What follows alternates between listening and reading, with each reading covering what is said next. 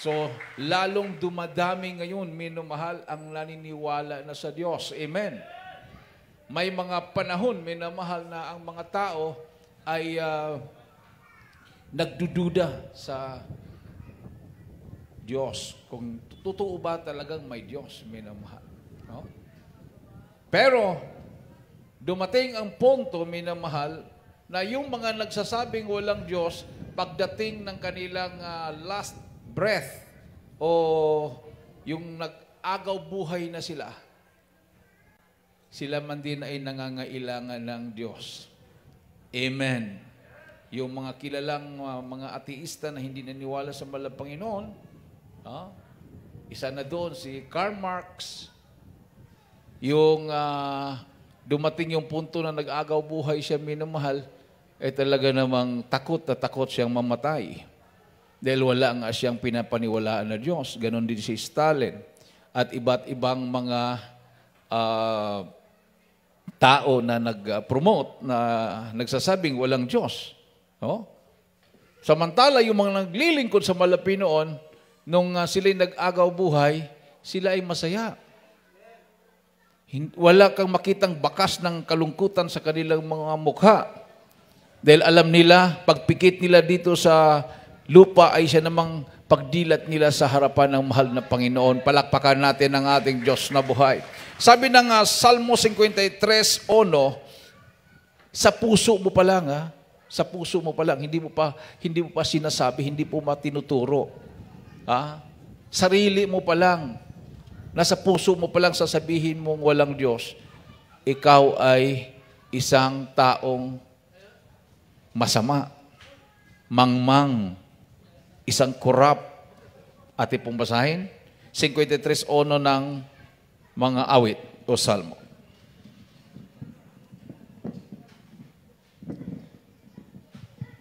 Dito po sa awit, Kapitulo 53, talata po ay 1. Sabi po dito, ang mangmang ay nagsabi sa puso niya, walang Diyos, nangapahamak sila, at nagsigawa ng kasuklam-suklam na kasamaan, walang gumawa ng mabuti. Amen. Everybody say, praise the Lord. The fool hath said in his heart, there is no God. Corrupt are they, and have done abominable iniquity. There is none that do it good. Walang ni isa na gumawa ng mabuti. Siyempre, pag sabihin mong walang Diyos, ibig sabihin, hindi ka takot pumatay. Hindi ka takot mag-utos ng papatay. No? O tingnan mo yung founder ng Communist Party of the Philippines. Ilang taon din siyang siya yung pinaka-head ng CPP, PNDF. O, kung ano yung sasabihin niya, sinusunod ng kanyang mga tagasunod. Kung sino yung gusto niyang ipapatay, pinapatay ng kanyang mga tagasunod. O dumating din ang panahon na siningil na siya. Kagabi, ayon sa balita, minamahal, ay nalagutan na siya ng hininga. Namatay na siya. No? At legit po yan, lumabas na po sa mga mainstream media, sa mga pahayagan. No, mabasa nyo yan, na tapos na yung kanyang pamumuno sa kasinungalingan na nagsasabing walang Diyos. Oh. Kagabi, mayroon akong napakinggan, minamahal, pinakinggan ko yung history ng mga taong hindi naniniwala sa Diyos at mga taong naniniwala sa Diyos. So sabi ko nga kanina, minamahal, yung mga nagsasabing walang Diyos, nung nag-agaw buhay sila, silang lahat ay malungkot, takot na takot mamatay. Mayroon pa nga na nagsisi pa eh. Sinabi, if there is God, save me. Ganun ang kanyang last word. Kung mayroong Diyos, iligtas mo ako. Samantalang hindi siya niniwala sa Diyos. Yung isa naman, bago nilagutan ng hininga, galit na galit. So silang lahat na hindi naniniwala sa Diyos, wala pong namatay na masaya. Samantala, lahat ng mga naniniwala sa Diyos, silang lahat ay masaya. Isa na yan, minimal, si Brother Fernando Solon. Tumawag pa sa akin bago siya namatay. Tumawag sa alas 7 ng umaga. Sabi niya, Brother Dan, paalam na, mauna ako sa iyo. Sabi ko, bakit? Mamayang alas 9, mamatay na ako. Sabi ko, huwag kang magbiro. Tumawa siya, sabi niya, hindi ako nagbiro. Sabi ng Malapinon, kukunin na niya ako mamayang alas 9 ng umaga. Akala ko nagbiro siya, pero hindi siya nagbiro. Yung pala, umurong na yung dila niya, dinukot ng kanyang beloved wife kasi tatawagan daw ako. Sabi niya, huwag mo akong biguin. Panahon ng libing, ikaw ang mag-preach, tapos ikaw Hermie ang aawit. Tapos sabi niya, sige, kasi tatawagan ko pa si beloved ko Hermie. Yun, totoo, tinawagan niya. Pagkatapos tinawagan, sinabi niya sa kanyang beloved wife, bihisan mo na ako dahil nandiyan na sila. Sabi ng kanyang beloved wife, sinong nandyan sila? Nandyan ang mga anghel susundo sa akin. Tapos pumikit siya. Naka-smile. Mayroong kumakausap sa kanya, sabi niya, yes Lord, yes Lord. Pagdating ng alas 9, tinaas niya yung dalawang kamay niya, parang mayroong bang kumuha sa kanyang dalawang kamay, gumaginanon niya. Pagkahulog ng dalawang kamay niya, patay na siya. Pero sabi ng kanyang beloved wife, masayang masaya siya, Brad, na kinuha ng mahal na Panginoon. Everybody say, praise the Lord. Isang malakas at matunog na palakpak sa ating mahal na Panginoon. Si Joe Masison, kaya ano kaya ang naramdaman niya nung nag-agaw buhay na siya? O, di ba? Kasi ang tao, pag malakas pa, nandiyan yung kayabangan eh. Huh? Yung kapatid ng papa ko, yung kanilang commander, palaging sinasabi, walang Diyos, walang Diyos. Ganyan. Nung nagka-encounter at natamaan, nag-agaw buhay, bago nalagot ang hininga, sumigaw ng malakas, Diyos ko! Tapos namatay. Nagulat yung mga kasama niyang NPA. Sabi ni Commander, walang Diyos. Ba't sa sumigaw pa na Diyos ko?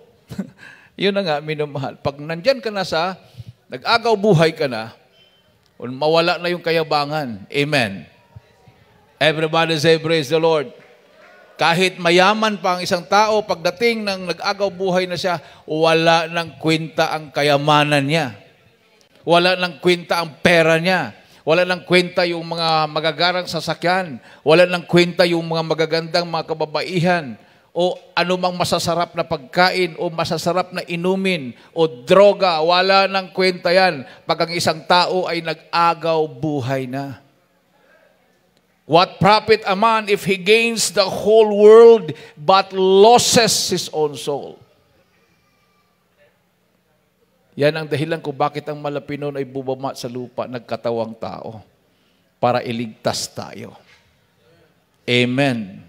Sabi ng mga gawa, Gs 38, ang ating mahal na Pinon ay nagkukrusada. Itong Jesus Miracle Crusade International Ministry, minamahal, hindi po ito bago. Ang ministeryo ng mahal na Panginoon ay talaga namang umiikot siya. Nagkukrusada siya, nagpapagaling siya ng mga may sakit o mga pinapahirapan ng dyablo. Gs 38 ng mga gawa, ating pong basahin. Pakinggan po natin ang mainam. Dito po sa aklat ng mga gawa, kabanatang Gs talata po 38. Sa mga tuwid bagay si Jesus na taga Nazaret, kung paanong siya ay pinahiran ng Diyos ng Espiritu o Espiritu Santo at ng kapangyarihan na naglilibot, na gumagawa ng mabuti at nagpapagaling sa lahat ng mga pinahihirapan ng dyablo sapagkat sumasa kanya ang Diyos. Amen. Palakpakan natin ang ating mahal na Panginoon. Everybody say, praise the Lord. Yan po ang kanyang ginagawa. Siya po ay naglilibot, nagpapagaling ng mga taong pinapahirapan ng dyablo. So ang diablo pala ang dahilan kung bakit ang tao ay may sakit. So saan ka lalapit? Sa doktor? Kaya ba ng doktor pagalingin ang sakit na gawa ng diablo? Hindi. Maubos na lang yung pera mo, mabinta na lang yung kalupaan mo, baka o anumang ari-arian mo, magulat ka, wala pa rin kagalingan. Dahil hindi kayang pagalingin ng doktor ang karamdaman na ang cause o ang dahilan ay ang diablo. Everybody say, praise the Lord. Pero narinig po natin mga patutuon ng mga kapatiran natin. Nung sila'y lumapit sa Jesus Miracle Crusade, dumalo sa krusada, sila po ay nakalaya sa gapos ng kaaway. Gumaling ang kanilang makaramdaman, nagbago ang kanilang mga buhay. Dati, nandyan yung kahirapan, ngayon pinagpapala na sila ng mahal na Panginoon. Kahit milyon-milyon pang kikitain mo sa isang buwan, kung may cancer ka naman, yun lang uubos sa pera, yung karamdaman. Amen. Kung wala namang sakit, bisyo naman. Di ba? Tapos, pag lumala na yung bisyo, mag-cause yan, cancer sa atay, cancer sa baga, sakit sa puso, high blood, wala na. Puro pahirap. Kahit ano pang gagawin ng gobyerno, tulungan ng tao. Kung ang tao naman ay alipin sa kasalanan, patuloy siyang maghirap. Pero kung siya ay magbalik loob sa mahal na Panginoon, makakamta niya ang kasaganahan. 3:19 ng mga gawa, pakinggan po natin ang mainam. Repent ye therefore and be converted. Kung anong resulta? Darating sa iyo ang pagpapala. No? Atin pong basahin. Dito po sa mga gawa, Kapitulo 3, talata po'y 19. Sabi dito, kaya nga, mangagsisi kayo at magbalik loob upang mga pawi ang inyong mga kasalanan, upang kung magkagayon ay magsidating ang mga panahon ng kaginhawaang mula sa harapan ng Panginoon. Amen. Isang malakas at matunog na palakpak sa ating mga Panginoon. Oh, tingnan mo. Ganun lang pala ang gagawin. So anong ginagawa ng demonyo? Instead na ang tao ay magbalik loob sa Diyos, ginugulo niya. Kunwari, mayroon po mga tao na nagdadala din na ng ebanghelyo pero walang ibang ginagawa kundi naghahamon ng debate. Pagpatulan mo, lalo kang mawawala sa Panginoon. Kasi hindi naman talaga paglilingkod ang habol nila. Ang habol nila, magpakilala sila na magagaling sila. Kasi yan ang patibong ng kaaway. Yan yung inoffer ni Satanas na nag-anyong serpente, nag-anyong ahas sa panahon ni Adan sa Eva. Na sinabi ni Satanas doon kay Eva, hindi kayo mamatay. Kundi kayo ay magiging katulad sa Diyos. Maging matalino kayo. Malalaman nyo ang tama at mali. O, tingnan mo. O, naengganyo si Eva. Sinuway niya ang utos ng mahal na Panginoon. Tumalino ba sila, minamahal? Nagkaroon sila ng guilt. Nagtago na sila. Nahiya na sila sa mahal na Panginoon. Iniwanan na sila ni Satanas. Pinabayaan na sila ni Satanas. Ganun ang trabaho ng demonyo, ng diablo. To kill, to steal, and to destroy. Wasakin ang iyong pananampalataya.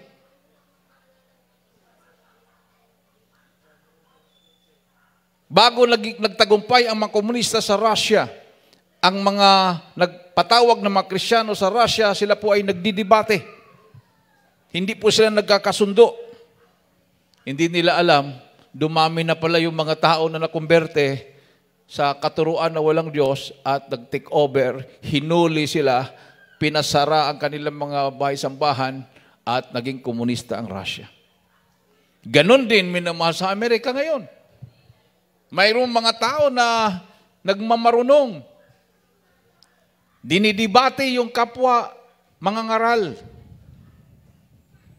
Hanggang dumating yung punto, dumami na po yung mga nagdududa sa paniwala sa Diyos at naghuharubinta doon na yung mga tao doon. May mga baril kasi yan sila. Baril, mga estudyante, dala nila yung armas ng kanilang mga magulang, binaril yung kanilang mga classmates. Ganon din sa Pilipinas, minamahal.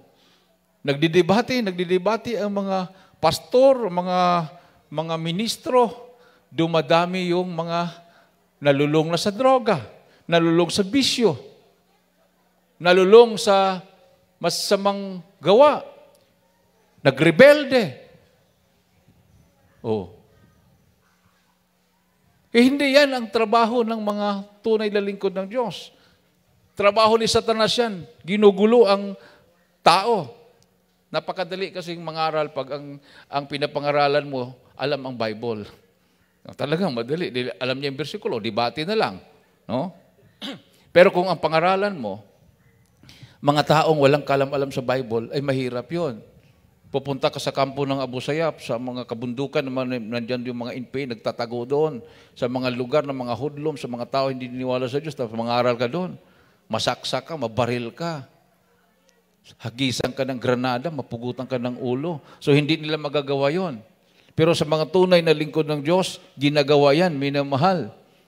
Pero bago ginagawa yan, nag-aayuno, hindi kumakain ng ilang araw, sakripisyo, nagpupuri, para kikilos ang kapangyarihan ng mahal na Panginoon. Everybody say, praise the Lord. Isang malakas at matunog na palakpak sa ating mahal na Panginoon. Year 2000, nung nagkaroon ng kidnapping, ang mga Abu Sayyaf, kinidnap yung pari, napugutan ng ulo, tinanggalan ng kuko.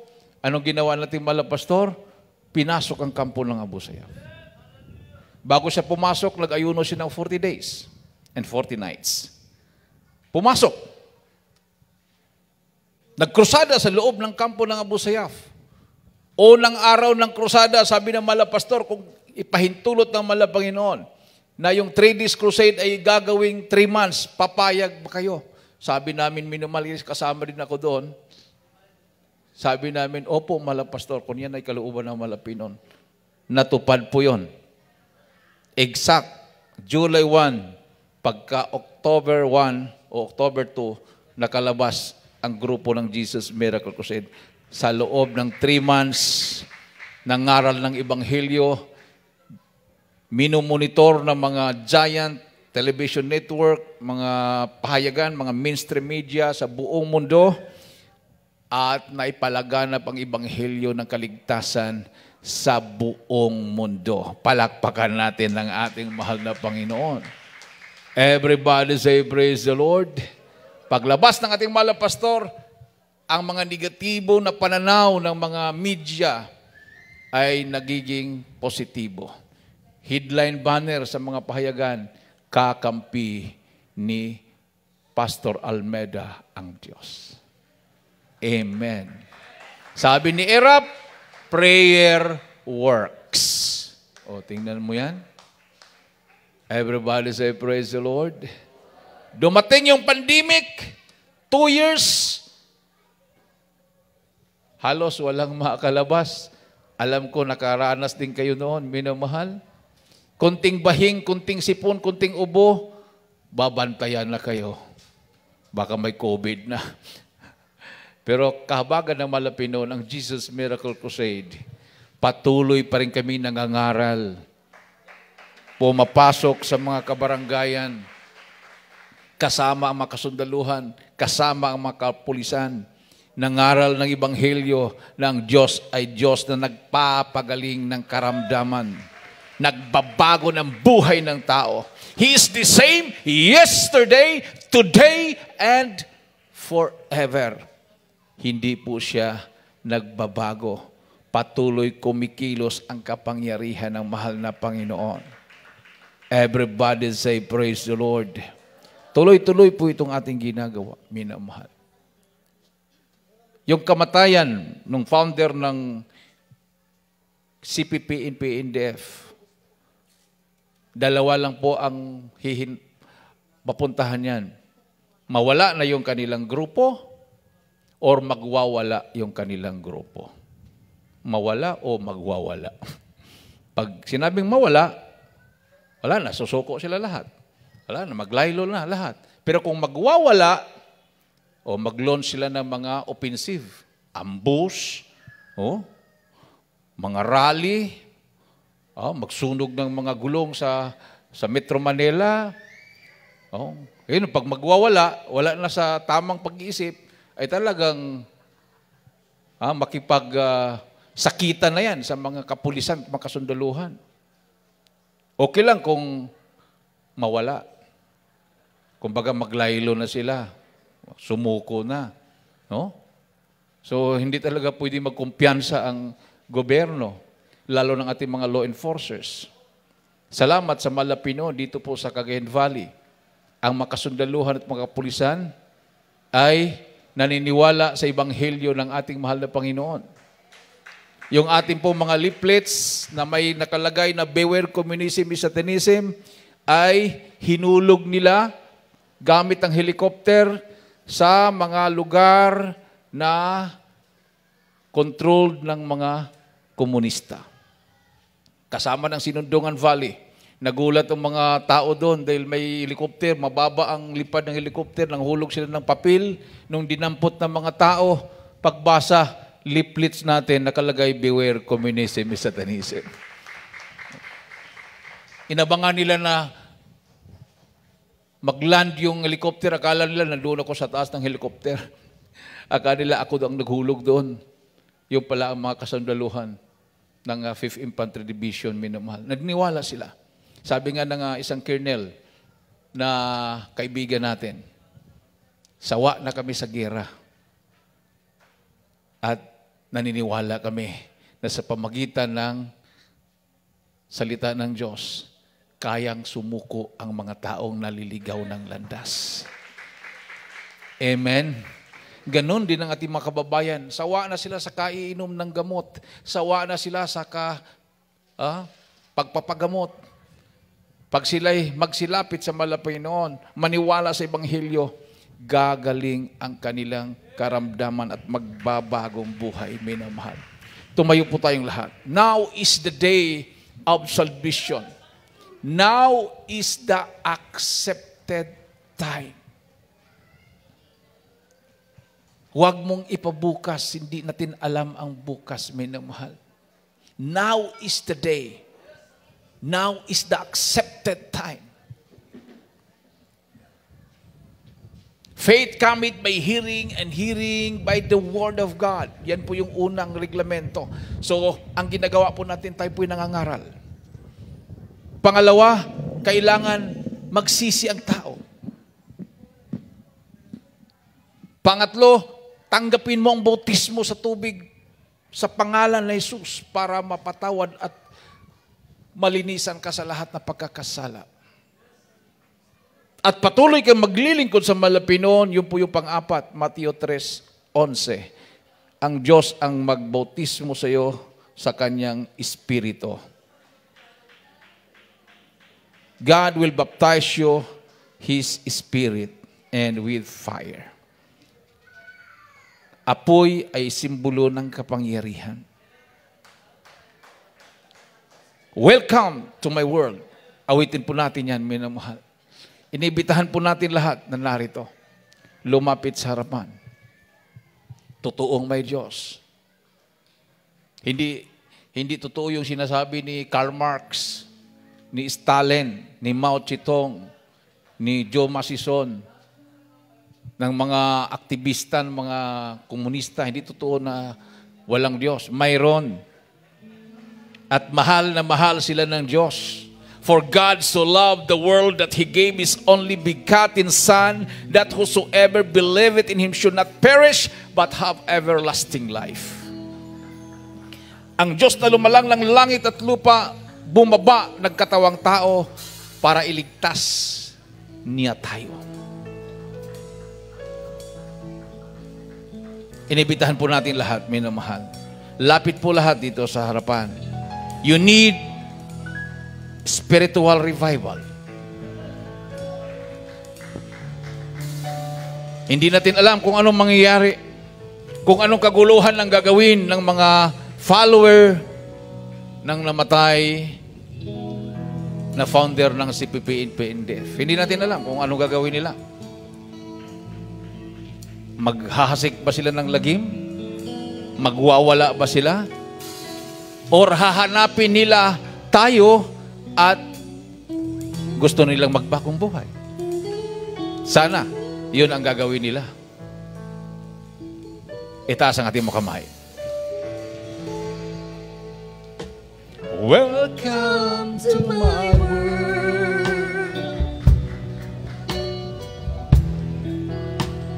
Won't you come on in? Hallelujah. Hallelujah. Miracles again.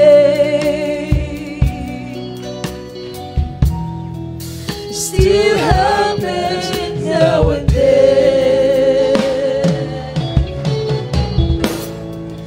He's turning to more. Hallelujah. Hallelujah. I'll leave your cares behind. Oh, welcome to my world.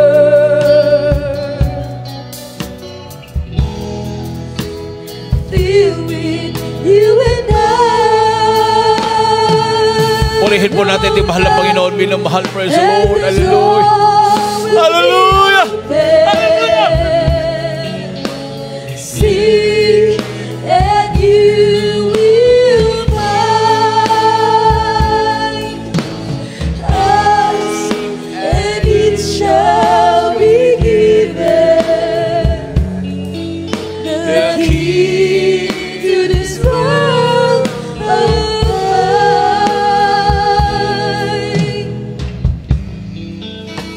And I'll be waiting there. Praise the Lord. Hallelujah. Hallelujah.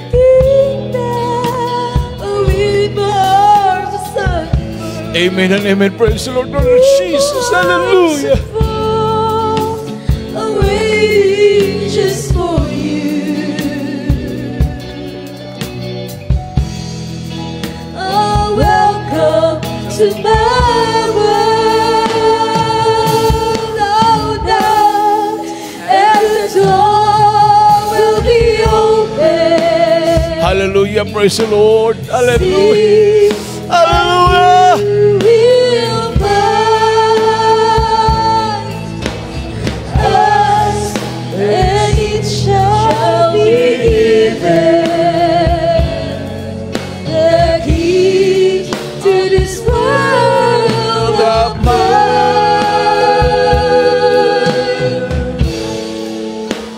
I'll be waiting there. I'll be waiting there. With my arms around, with my arms around, I'm waiting just for you.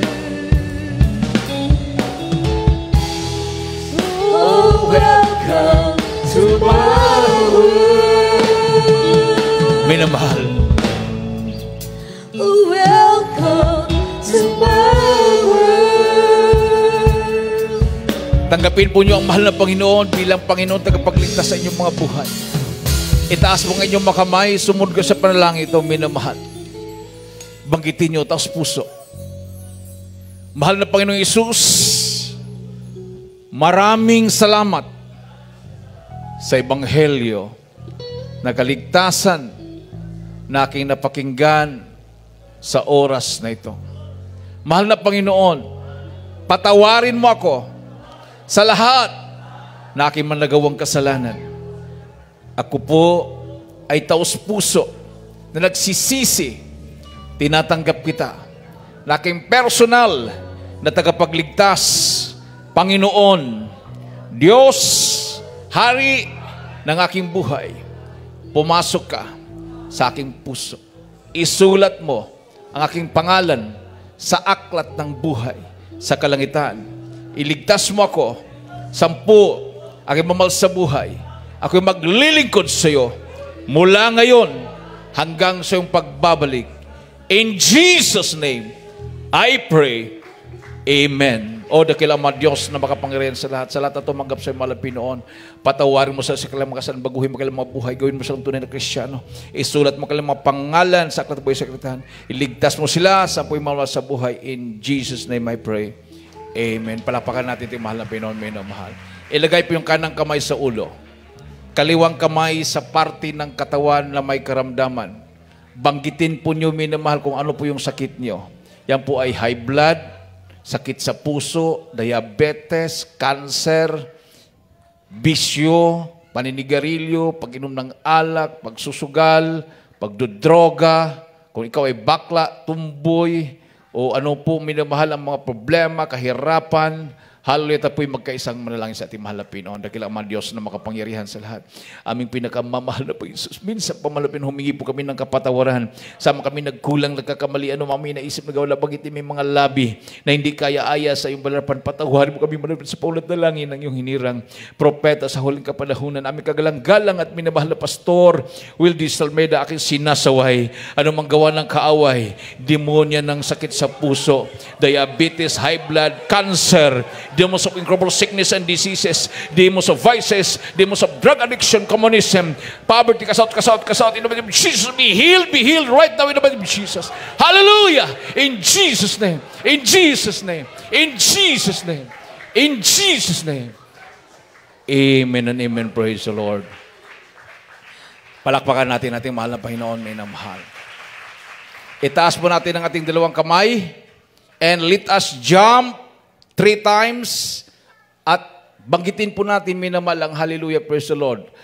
Isigaw po natin ang hallelujah, ang ibig sabihin salvation, glory, honor, power unto the Lord our God, according to Revelation chapter 19 verse 1. Itaas po natin ating dalawang kamay and let us jump 3 times and shout hallelujah, praise the Lord 3 times. Hallelujah, praise the Lord.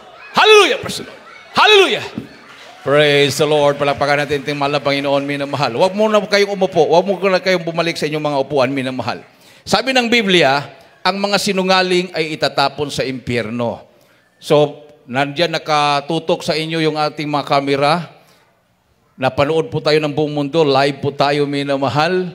Lahat na nakaramdam ng kagalingan. Kanina, nung hindi ka pa pumunta dito, talagang mayroon kang naramdaman o mga linggo na mayroon kang naramdaman na mabigat sa inyong katawan o mga buwan na minamahal. Lahat na nakaramdam ng kagalingan mula noon at yung mga dumalo ngayon lang nakadalo, minamahal na nakaramdam ng kagalingan, pakitaas ang dalawang kamay. Ipalakpak ang dalawang kamay.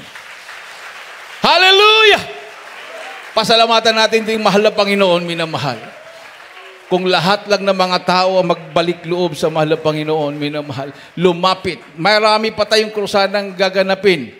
Mayroon tayong krusada sa Church Anniversary din, minamahal, sa Ilagan City. Ngayon pong Martes, ayan po ay 20 ng December sa mga Girl Scout of the Philippines Compound. Malapit lang po yan sa DPWH. Martes po yan. Mag-umpisa po ng mga alauna. And then pagka Merkules ay sa Tumawini, sa may Barangay Santa, sa ating chapel doon, sa Tumawini, Isabela. And then pagka 25 ay sa FLD Coliseum, Kawayan City. Sa FLD Coliseum, katabi lang po ng City Hall ng Kawayan City. Sa December 25, linggo po yan, alas 10 ng umaga mag-umpisa. Matapos po tayo mga alas 3 o mga alas 4. Palakpakan natin ang ating mahal na Panginoon, minamahal. Everybody say praise the Lord. At sa araw po ng bukas, kung mayroon po kayong mga loved ones, mayroon pong church anniversary at saka revival crusade sa Tuguegarao City, sa University of Cagayan Valley Greyhound Gym, sa UCV, University of Cagayan Valley Greyhound Gym. Bukas po yan, minamahal, alas 10 ng umaga sa Tuguegarao City. Mayroon din po kung mayroong mga loved ones kayo sa Baguio, doon naman sa may Baguio Convention Center. Baguio Convention Center, mag-umpisa po alas 8 ng umaga. Bukas din po yan, minamahal. Palakpakan natin ating mahal na Panginoon. Everybody say praise the Lord. Hallelujah. Tayo po minamahal ay dumako na po sa ating mga announcement. Ating pong beloved, my co-preacher, beloved brother, Bienvenido Dorian. Praise the Lord. Huwag mo ka na yung umuwi, minamahal, dahil